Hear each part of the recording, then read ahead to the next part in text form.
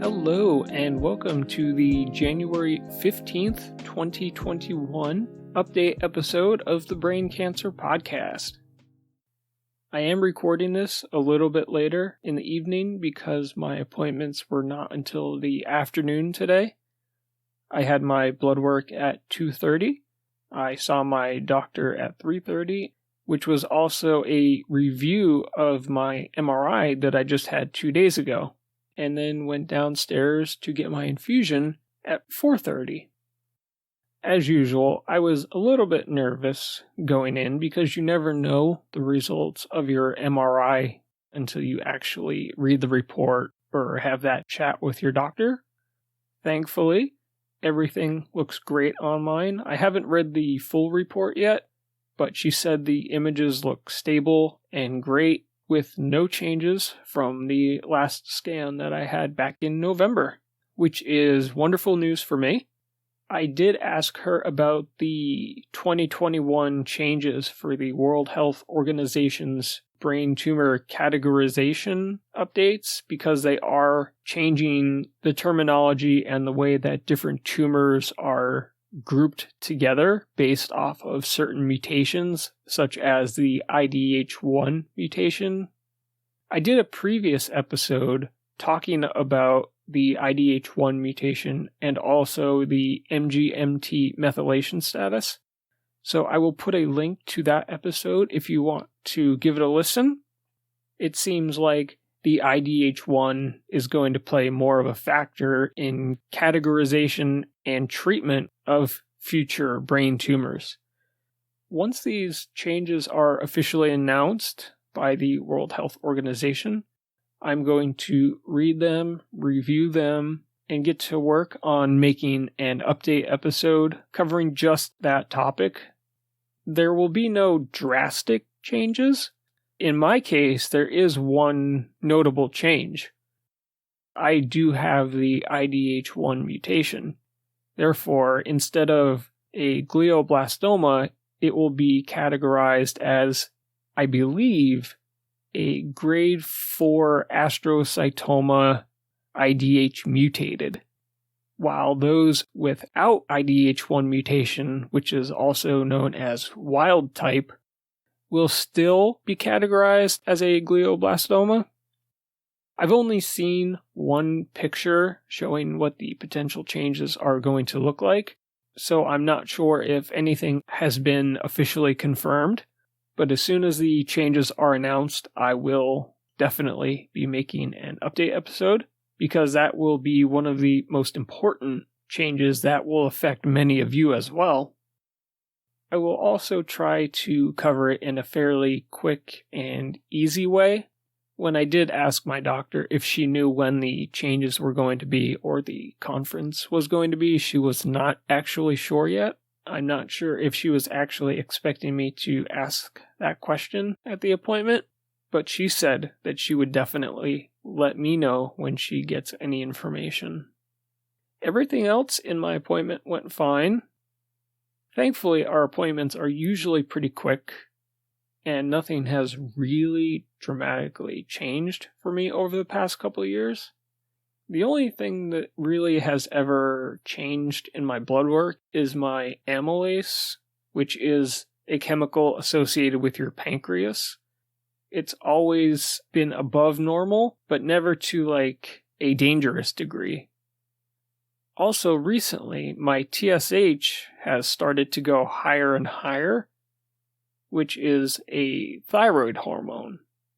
Although the compounds that your TSH is responsible for, your T3 and your T4, those are all in the normal range. It's just my TSH is high, and I am on a medication to control it, so they're just going to monitor that as well.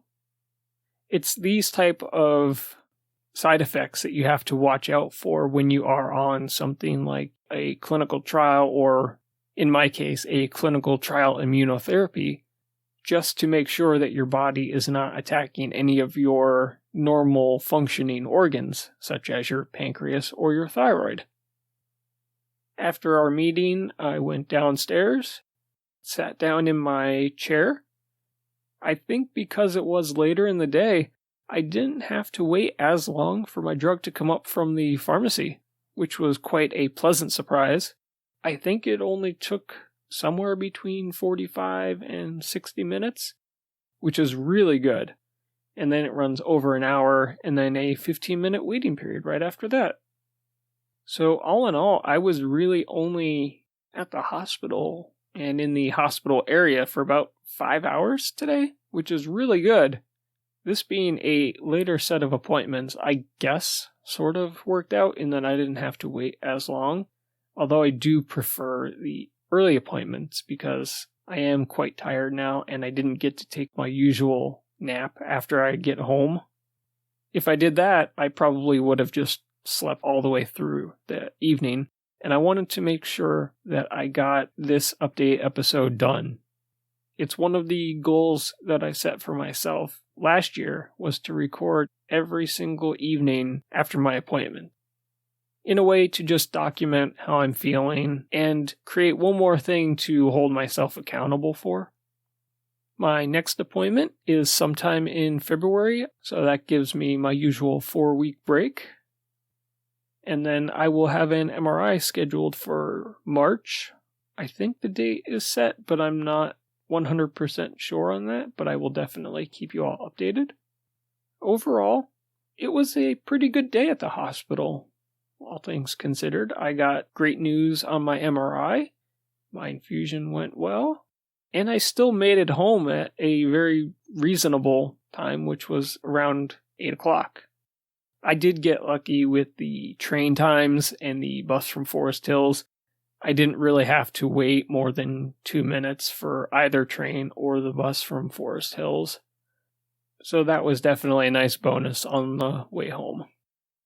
As for when the next full episode will be out, it should be within the next 5 or so days. I just have to finish editing it. This is another episode that I'm really excited to share with you all. And I'm so thankful that I get to have another conversation with somebody else going through a very similar situation as mine and all of us. This is really what I want to do. I want to share my experiences with you and have other people on the show to tell you theirs. It's important to know that you are not alone on this journey.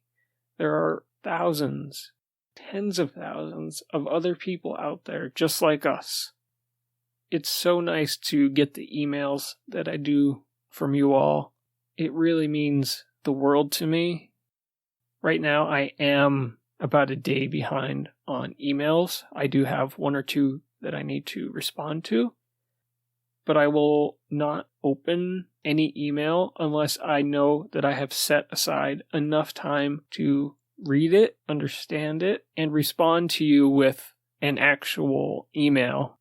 I feel that if somebody takes the time out of their day to email me, the least I could do is give them my undivided attention. And sometimes my response emails might be a little bit long, but I just want to make sure that I cover everything. And my email is always open. You can email me anytime at braincancerpodcast@gmail.com. You can follow the page on Facebook at facebook.com/braincancerpodcast. You can follow me on Twitter at braincancerpod. And make sure to subscribe to the podcast on whatever app you use. I know that there are a good amount of people listening on Spotify, Apple Podcasts, and Google Podcasts. No matter where you're listening from, I appreciate it. Thank you all for listening, and thank you all for your support. It really means a lot to me. I hope that you all have a great day, and I will talk to you again soon. Bye.